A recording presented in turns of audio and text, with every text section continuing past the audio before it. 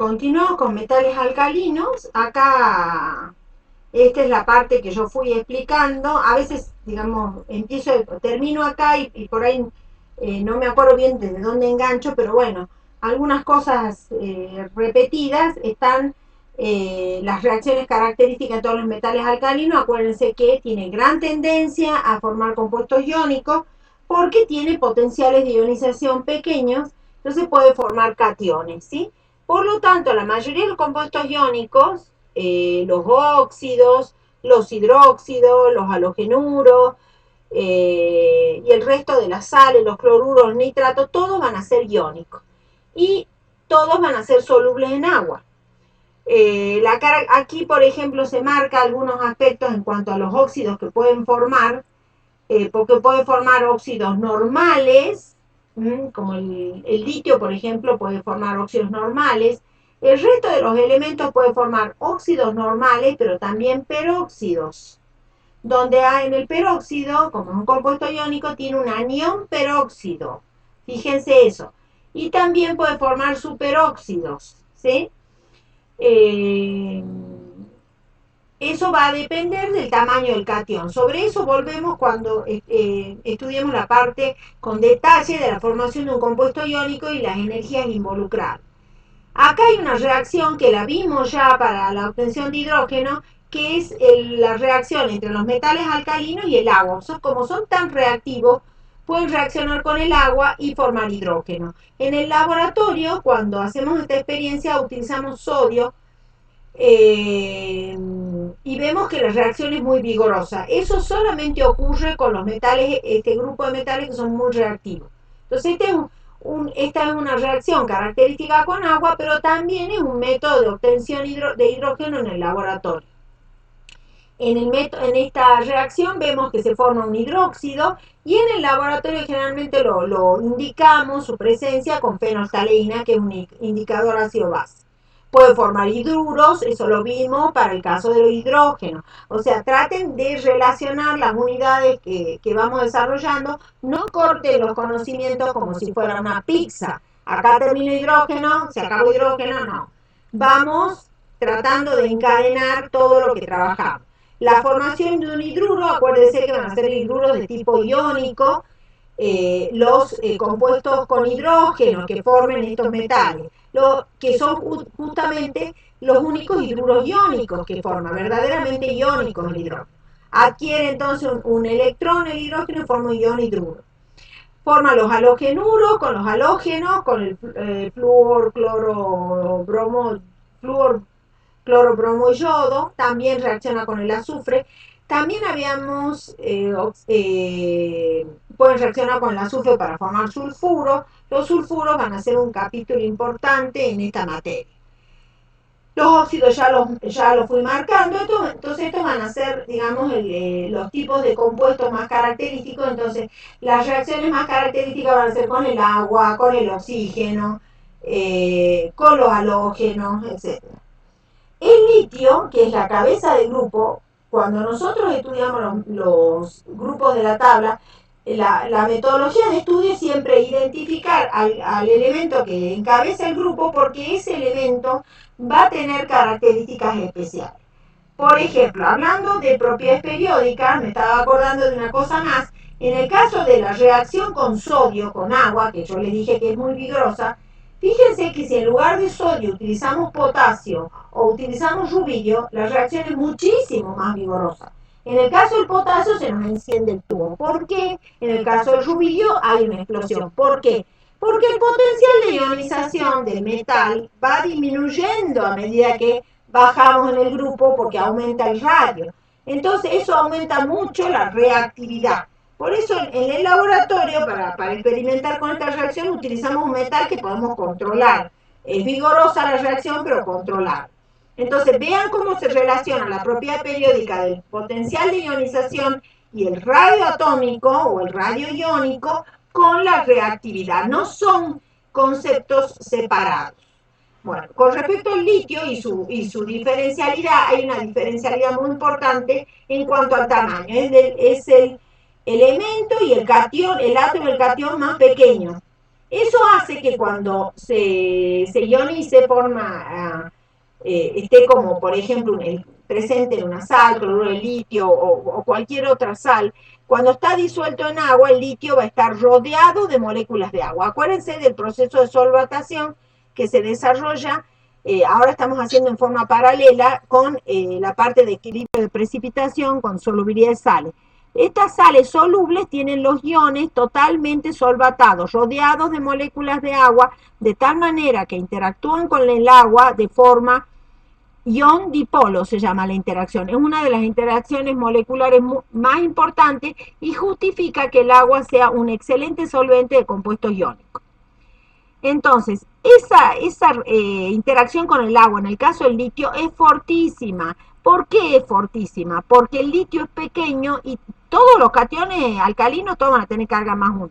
Pero el más pequeño va a ser el litio. Entonces voy a concentrar la misma carga en un volumen muy pequeño. Eso va a hacer que atraiga con mucha más fuerza a las moléculas de agua que el resto de los metales alcalinos, ¿sí? Va a ser muy fuerte la interacción ion-dipolo en el caso del litio con respecto al resto de los metales. Bueno, acá están todas las otras reacciones características del litio y compuestos, como por ejemplo solo forma el óxido normal, no forma ni el peróxido ni el superóxido. Eso tiene que ver con los tamaños iónicos. El tamaño otra vez muy pequeño y por lo tanto con el óxido, con el ion óxido, puede llegar a formar un retículo cristalino, como ¿se acuerdan de la estructura cristalina de los metales? Los compuestos iónicos estos también van a tener una estructura cristalina en la cual los iones, en este caso, no van a ser átomos metálicos, sino van a ser iones positivos y negativos, ahora empaquetados también en una estructura cristalina muy como su nombre lo indica, cristalino, orden, regularidad, simetría, en general en el sistema cúbico van a cristalizar. Entonces, los tamaños de los iones en la estructura va a ser muy importante, tienen que ser tamaños parecidos. Si yo de golpe en lugar del óxido normal tengo el peróxido, el anión peróxido es más grande porque tiene dos átomos, dos oxígenos unidos. Y entonces ya la diferencia de tamaño con el litio es muy grande y no logran estabilizarse dentro de la red cristalina. Acuérdense que en la red cristalina iónica también voy a hablar de empaquetamiento, de ordenación, del ordenamiento, perdón, de esos cationes y esos aniones dentro de la estructura. Otro comportamiento diferencial es el único que forma un carbonato que es térmicamente inestable y nos va a dar el óxido y el dióxido de carbono, que es un gas. El único que va a formar un fluoruro de litio, eso lo vimos en equilibrio de precipitación, que es insoluble. Es el único elemento de la tabla que reacciona con el nitrógeno para generar un nitruro iónico que se hidroliza liberando amoníaco. Acá del único lo vamos a corregir un poco porque existe lo que se llama la semejanza diagonal con el magnesio. O sea, van a tener propiedades periódicas parecidas como el potencial de ionización y el radio con el magnesio. Eso va a hacer que el magnesio tenga un comportamiento químico parecido al litio. O sea, que forme un carbonato inestable térmicamente, que forme un cloruro, que vamos a ver que ese cloruro de litio y ese cloruro de magnesio van a tener una característica común que hay que destacar. Por ejemplo, ustedes vieron lo que yo mencioné recién en cuanto a la solvatación de los iones en solución. Por ejemplo, el caso del cloruro de sodio. Acá tenemos en solución acuosa, van a estar rodeados de moléculas de agua en una interacción ion-dipolo, repito, justificando que el agua sea un buen disolvente de compuestos orgánicos. El agua rodea, solvata a los iones de una manera tal que se orienta, o sea, como es un dipolo, la densidad electrónica del oxígeno se orienta a la molécula para que el oxígeno se dirija hacia el ion positivo y en el caso del ion negativo los hidrógenos se van a orientar hacia el ion negativo. De esa manera se van a solvatar y voy a poder mantener esa sal en solución porque los iones están disociados, están separados, porque los rodean las moléculas de agua. Entonces fíjense cómo se van uniendo todas las cuestiones. Lo que sabíamos nosotros de la disociación iónica en solución se favorece por este proceso de solvatación. A su vez, hay un aspecto termodinámico que hay que destacar. Cuando se solvatan o se hidratan, se rodean de moléculas de agua, hay una energía liberada, una entalpía de hidratación. Ese proceso de entalpía es negativo. Cuanto más negativo quiere decir que el ion se hidrata con más fuerza, que es termodinámicamente más favorable la hidratación. Entonces, cuando eso ocurre, la energía de hidratación, la entalpía de hidratación es muy negativa. Eso lo van a observar obviamente en el litio. ¿Cuál es? Por eso yo les decía que el litio se hidrataba con más fuerza que el resto, porque tenían una densidad de carga chiquitita. La carga es la misma, pero el radio es chiquito. Acá dice bien los iones que se hidratan más, cuanto más pequeños son y mayor carga tienen. Porque cuanto más pequeño y mayor carga, esa carga se concentra en un volumen cada vez más pequeño, eso hace que la hidratación sea más fuerte y se libere mayor energía. Este dato es clave para entender el proceso de solubilidad de una sal. Bien, es muy importante. Acá, por ejemplo, vamos a analizar con un ciclo de von Haber, que esto se los presenté para equilibrio de precipitación, pero ahora lo analizamos con un elemento en particular. Otra cosita que les quería marcar acá, fíjense en el caso del magnesio, qué grande que es la energía de hidratación, pero es porque tiene dos cargas positivas. Van a observar por la semejanza diagonal que los radios del litio y del magnesio son parecidos, pero como tiene el doble de carga, la hidratación aún se produce con más fuerza, es más termodinámicamente favorable y la entalpía de hidratación es más negativa. Hay una manera, digamos, de poder expresar esto en forma más sintética, cuando en lugar de explicar que el radio es chiquito, que la carga es grande, es lo que se llama la densidad de carga, o sea, la relación carga sobre el volumen porque se considera un modelo esférico de iones. Entonces, la relación entre la carga y el volumen. Si el volumen es chiquitito, la densidad de carga va a ser muy grande. Eso es lo que ocurre con el litio. Por eso se dice que el litio es un catión polarizante, porque atrae con mucha fuerza a las moléculas de agua, y no solo a las moléculas de agua.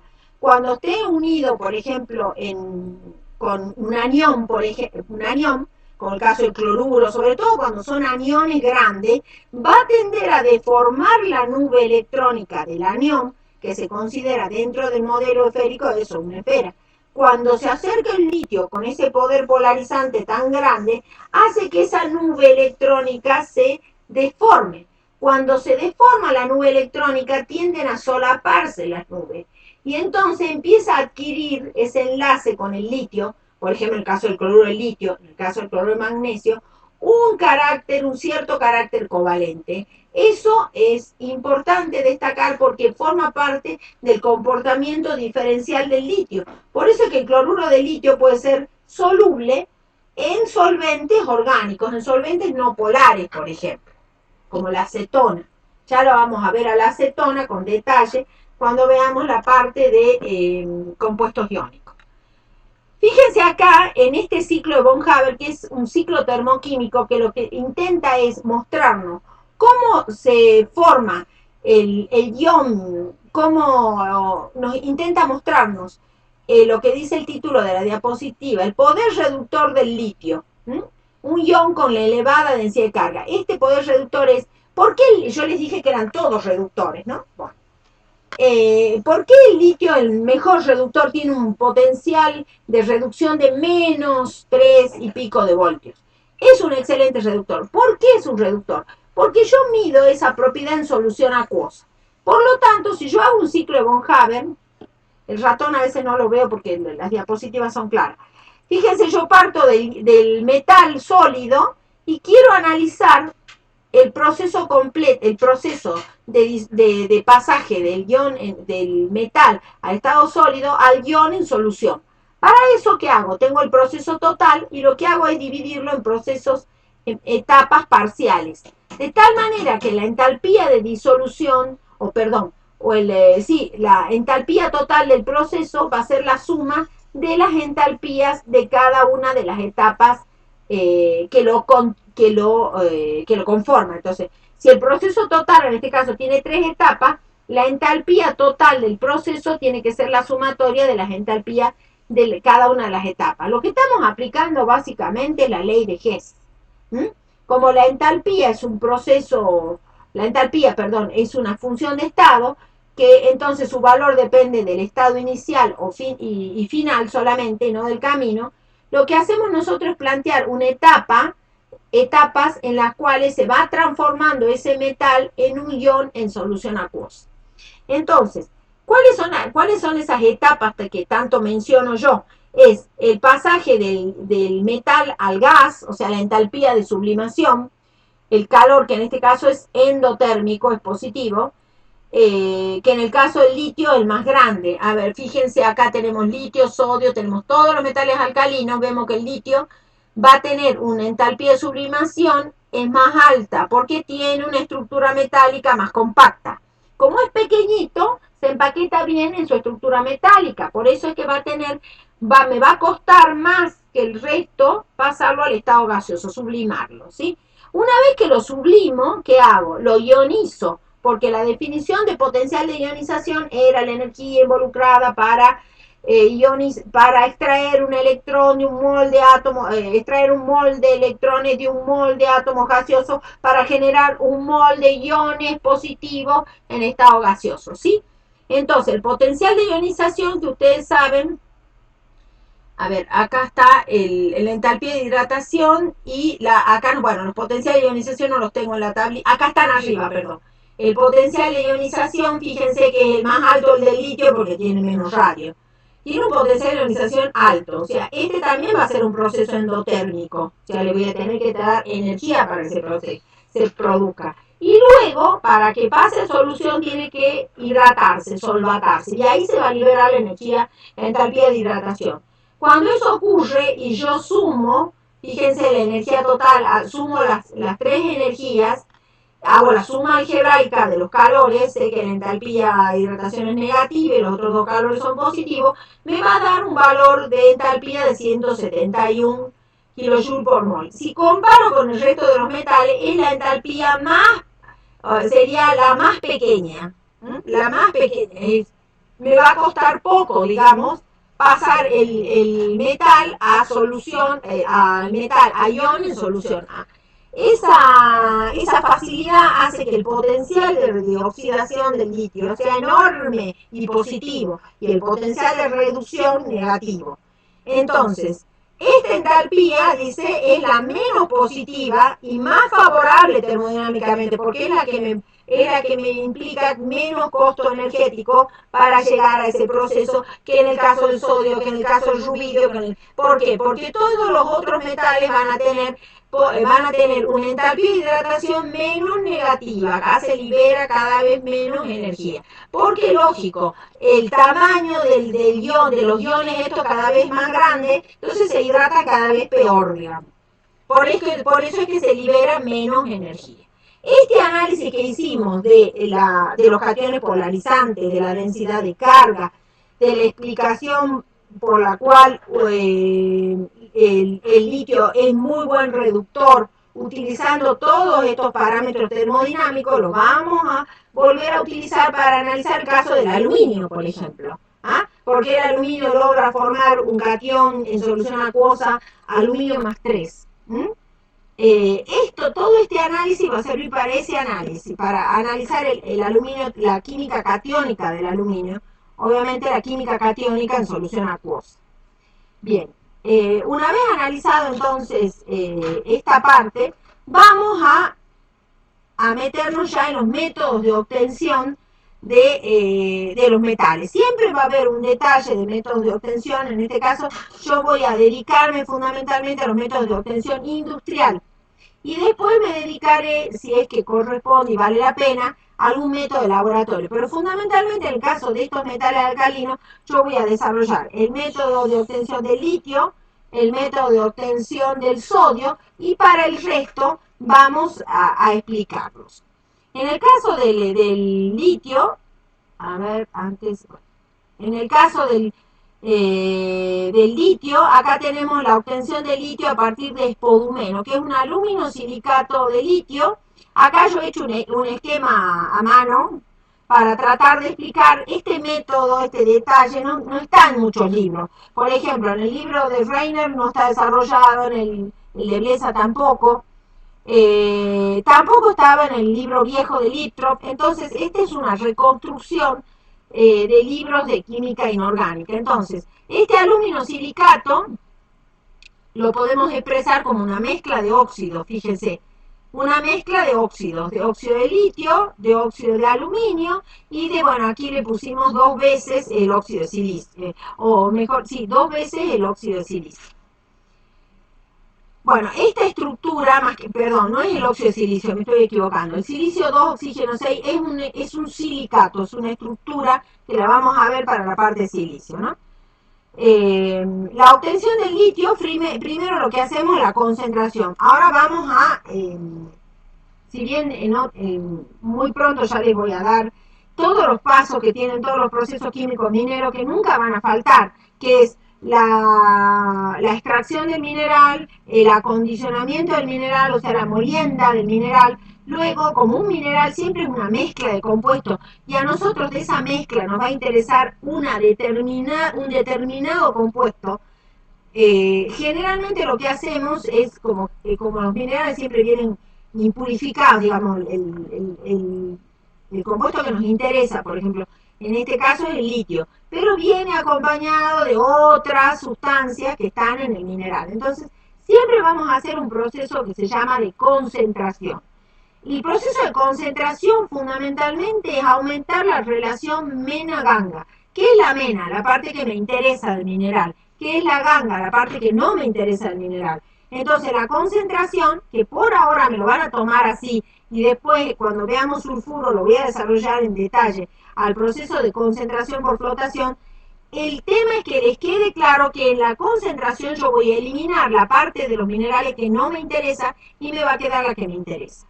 En este caso, en la concentración, yo voy a eliminar todos los minerales que no estén relacionados con el espodumeno, que lo acompañen al espodumeno, que tiene una estructura, como todo mineral, una estructura cristalina, una forma alotrópica, por ejemplo, la forma alfa, por ejemplo, así como tenía el oxígeno y alótropos en el, en el ozono, acá también va a haber formas alotrópicas, diferentes formas eh,